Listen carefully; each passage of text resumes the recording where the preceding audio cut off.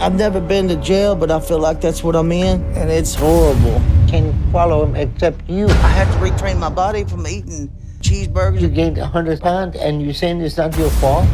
You're eating yourself to death and you don't want to quit that. Oh! Nope,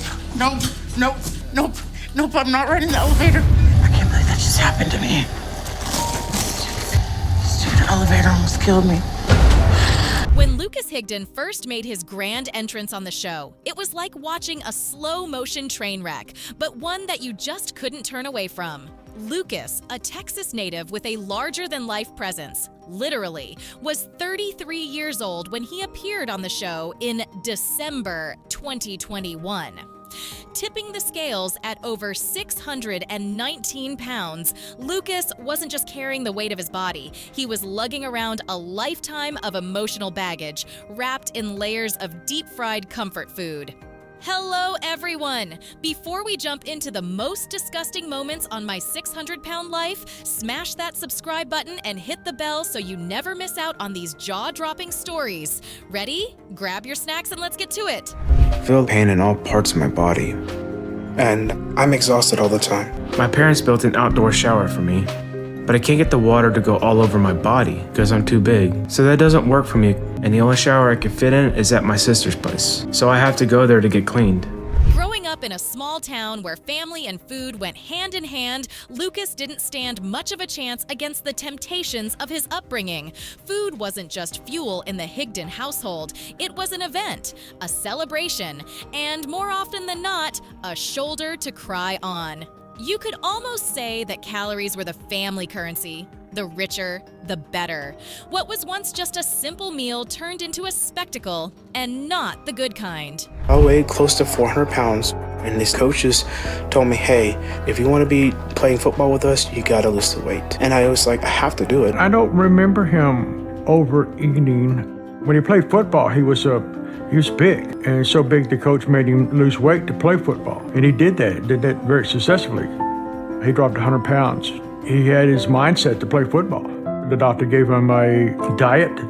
As a kid, Lucas was surprisingly active, playing sports and living a life that one might even call normal. But life has a funny way of pulling the rug out from under you just when you think you've got it all figured out. In his early 20s, Lucas was hit with a tragedy that sent him spiraling. Someone very close to him passed away suddenly. And just like that, the sports gear got traded in for a remote control, and healthy meals were swapped out for late-night fast food binges. It wasn't just about eating anymore, it was about filling a void that nothing, not even the greasiest burger, could ever satisfy. He's someone who's going to decide whether or not I'm going to get the surgery. I can definitely feel the aura around him, where he can definitely see him being like a coach figure.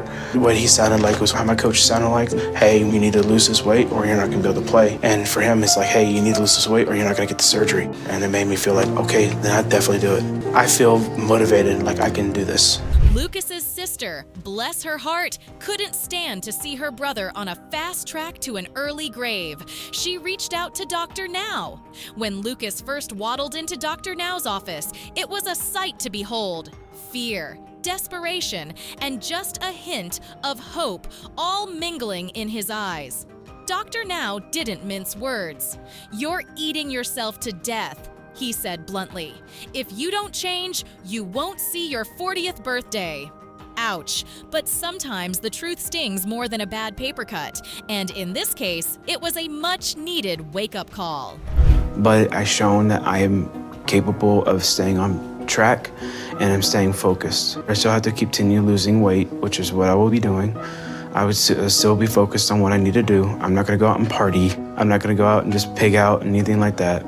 I'm gonna continue what I'm doing because this is what I need to do. And I come too far to turn back now. This first goal is just the first of many goals I want to reach. So even if it feels like I finally made it.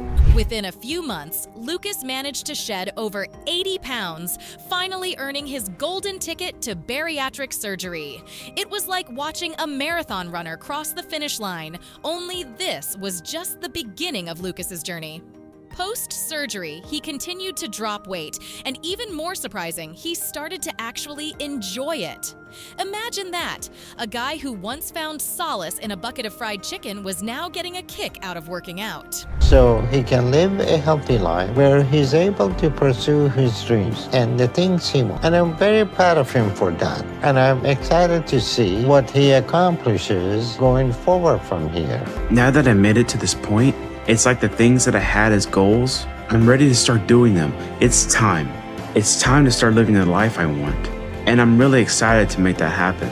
Now, let's get one thing straight. James wasn't some helpless victim here. Sure, life threw him some curveballs. His mom's issues with alcohol, his dad remarrying, and suddenly finding himself with 4 step-siblings in a financially strained household. But a lot of people have rough childhoods and don't end up bedridden, relying on others for everything. And can't do the things that he loves to do. Okay. Don't let me get hard. I'm not. I got you. Mom, that's good. Okay. You're comfy? Yeah. So, Lisa's my full-time caretaker now, and she has to do everything for me, except for some jobs that are just too much for her, like bathing me. So there are a couple of my friends that come to help. Yet here was James, whose relationship with food became so warped that he started eating like there was no tomorrow, all because of some twisted fear of not having enough to eat. You can almost picture it. This kid, stuffing his face every chance he got, haunted by some irrational fear that the food would just vanish. And what did that lead to? A man who was totally dependent on others, yet still somehow managed to manipulate those around him. She had 4 kids of her own already. So all of a sudden, we were a family of 8. But my dad didn't make enough to provide for a family that big. And we went from having what we needed to being really poor. And I never knew if we were gonna have enough to eat. So I just started to eat much as I could when I got the chance. And I remember the joy and safety there was in food. Speaking of manipulation, let's talk about that, shall we? James had this knack for getting people to do what he wanted, even if it meant making their lives miserable. His girlfriend Lisa and his daughter Bailey? Yeah, they basically became his full-time caregivers. Bailey even quit school to help out. Imagine that, having to drop out of school because your dad couldn't or wouldn't take care of himself. And for what? So he could keep living in this twisted reality where he was the king of his own little world and everyone else was just there to serve him? It is almost like he saw himself as this tragic figure, but really he was just digging himself deeper into a hole. You hungry? Yeah, I'm starving. My head's hurt. What do you think you want? I have some fish. I don't want that. I'm tired of the same stuff. Since I don't have a way to get anything, I don't know what we can order that's gonna be healthy. You don't want fish or shrimp? No, I don't want that. Order me Chinese. Egg rolls and rice, fried rice. And let's not forget the icing on this very bitter cake, his mom sneaking food into the hospital. Yes, you heard that right. While James was supposed to be under strict medical care, trying to lose weight and save his own life, his mom was bringing him the very thing that was killing him. It is almost Shakespearean, the way James seemed destined to sabotage himself at every turn. But could it have really saved him? At that point, it is hard to say. James was so entrenched in his bad habits, so unwilling to change, that it is almost like he had made peace with his fate. And I know I'm smaller than when I started doing this. So hopefully when I get into the hospital and get my weight, I can prove it to him there. Now is really not the best time for me to leave my family. But I'll go if the doctor wants to check my weight, so that I can show him I am doing this. In the end, James's story is not one of redemption. It is not one of triumph over adversity. It is a story of what happens when you let yourself become your own worst enemy. James passed away on April 3rd, 2020, after years of battling not just his weight, but his own refusal to change. It is a sad tale, yes, but also a cautionary one. Because at the end of the day, no one can save you if you are not willing to save yourself. James's journey leaves us with that harsh truth and a reminder of how deeply ingrained our struggles can become if we let them. What did that have to do with your eating habit? Well, You should have Ross right now. I asked for a nutritionist when I first got here, too. I didn't get it. James, this is ridiculous. What nutrition you need except the instruction that I gave you that works everybody else and can follow them except you? I had to retrain my body from eating cheeseburgers. You gained 100 pounds and you're saying it's not your fault? Loving the drama so far? Hit that like button and share your thoughts below. Stay tuned because Brittani Fulfer's story is about to take a wild turn. When you think about embarking on a weight loss journey, you probably imagine dedication, discipline, and the occasional slip-up.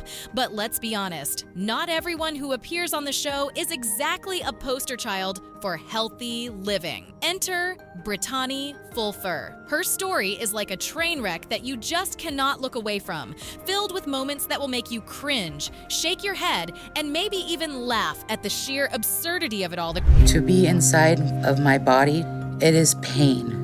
It is sadness. Most of the time, I'm like, maybe it'd be better if I just don't wake up, because every single day I look at myself in the mirror and I'm like, what did you do to yourself? A human body should not look the way my body looks. That is the most disgusting thing. Brittani walked into the spotlight with a determination that could make you root for her, vowing to take down her lifelong nemesis, obesity. But the situation was so extreme that just standing up for 45 seconds left her completely wiped out. I mean, really? 45 seconds. The only thing I can think of that exhausts me that quickly is a bad episode of reality TV. And let me tell you, Brittani's story was heading straight in that direction. You could see the monumental challenges ahead, but here's the kicker. She wasn't exactly thrilled about following the doctor's advice. And guess what? That rebellious attitude leads to some of the wildest moments you'll ever see. I think about food nonstop from the moment I wake up till the moment I go to bed. I know that's not normal, but I can't remember a time when food wasn't the most important thing to me. Not many people can pinpoint when their life changed, but I can tell you my life changed when I was 5 years old. Brittani's weight issues didn't just appear out of thin air. By the age of 10, she was already over 150 pounds, and by 13, she was tipping the scales between 230 and 240 pounds. It's almost as if she was training for some kind of twisted weight gain Olympics. Her binge eating began after some rough childhood experiences, but despite the ballooning numbers on the scale, she lived what seemed like a regular high school life, dating, prom nights, the whole 9 yards. You might think she would have realized her weight was a problem, but nope. The binge eating just continued right on through graduation, as if it were her own personal extracurricular activity. It made me so confused about life. If that's what love is, then just keep it away from me. I didn't want love, and I built a wall. The only thing that I found any type of happiness in was when I could go and eat my food. And no one in my family knew. Finally, Brittani had her enough is enough moment and decided to seek out the legendary Dr. Nowzaradan. She started at a staggering 614 pounds, and Dr. Nowzaradan prescribed a brutal 1,200-calorie diet and daily exercise, aiming for a bold 75-pound loss in just 2 months. Now, here's where the real drama kicks in. Could she actually stick to this grueling regimen? Spoiler alert, it did not go smoothly. Stress, depression, anxiety, but I also eat when I'm happy and when things are going good. I just eat. Brittani clearly is a compulsive eater. This type of behavior is usually a result of emotional trauma. When an enabler is involved, it is one of the most difficult dynamics to break. So you're overweight and he's overweight. Yeah. By her third appointment, Brittani had dropped to 543 pounds and was given a new goal. With the help of Dr. Nowzaradan and a successful gastric bypass surgery, Brittani managed to shed 230 pounds by the end of her year-long weight loss journey. But here's the thing, folks. This isn't just about dropping numbers on a scale. Brittani had to confront her compulsive eating with a therapist, and that's where the real work began. Today we're going to do gastric bypass on Brittani. Gastric bypass is the most effective method of weight loss surgery. We're gonna start making incision. The patient's stomach can be as big as a football. We're gonna reduce it to the size of a tennis ball.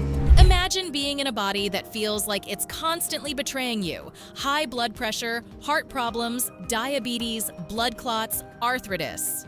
Just standing up was an Everest-level challenge for Christina.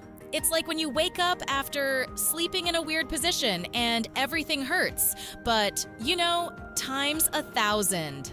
Watching her struggle to do something as basic as getting out of bed makes you rethink that time you complained about having to walk to the fridge. Seriously, when standing for a few minutes feels like running a marathon, you know life stacked the odds against you. I can't go out anymore. I can't even drive anymore.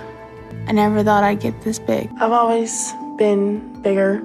In the 7th grade, I was close to 300. My parents would fight and argue a lot when I was young. It was scary. I think that might be part of the reason why I turned to food. Christina's relationship with food was, to put it mildly, complicated.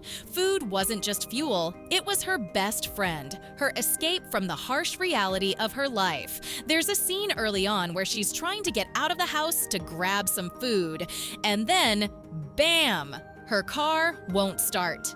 Imagine feeling trapped, not just physically in your home, but mentally in this endless cycle of needing food for comfort. It's like those late-night cravings when you realize you're out of your favorite snack, except this wasn't just about cookies, it was about survival. And the car not starting? That's just the universe giving you the middle finger at that point. 17, I stepped on the scale and it was like close to 400. You know, and I couldn't believe it. I never thought that I'd weigh that much. I was the oldest of all my siblings. Because of the arguing, the screaming and yelling, made me feel like, you know, it was my job to protect my brother and my sister. Me and my sister, we've been very close ever since we were little. She's, you know, like a second mama. Determined to break free from her past, Christina made the bold decision to go to Houston to meet Dr. Nowzaradan, the no-nonsense, tell-it-like-it-is surgeon who's pretty much the last stop for people in her situation. Can you imagine the humiliation she must have felt arriving at the airport needing not one, but 2 wheelchairs? The stares, the whispers, it's the stuff of nightmares. But instead of crumbling under the pressure, Christina kept her head high and pushed forward. That's more courage than I could ever muster. I mean, I get annoyed when someone cuts in front of me in line. She's dealing with a whole different level of public scrutiny. I think it's mainly fluid, because I did good once I got back. It's not water. For that, you have to drink at least 300 gallons of water. You gain weight because you feel comfortable when you're eating. We haven't been able to cook the proper foods. You know, that's very typical. When you got an enabler here, when you ask a question, enabler would answer. So why don't you let her answer? Okay. This is very, very disturbing behavior. This is a sign of very dysfunctional family dynamic. When Christina first weighed in at over 725 pounds with a body mass index of 117, Dr. Nowzaradan was stunned. It was the highest he had ever seen. And here's where it gets interesting.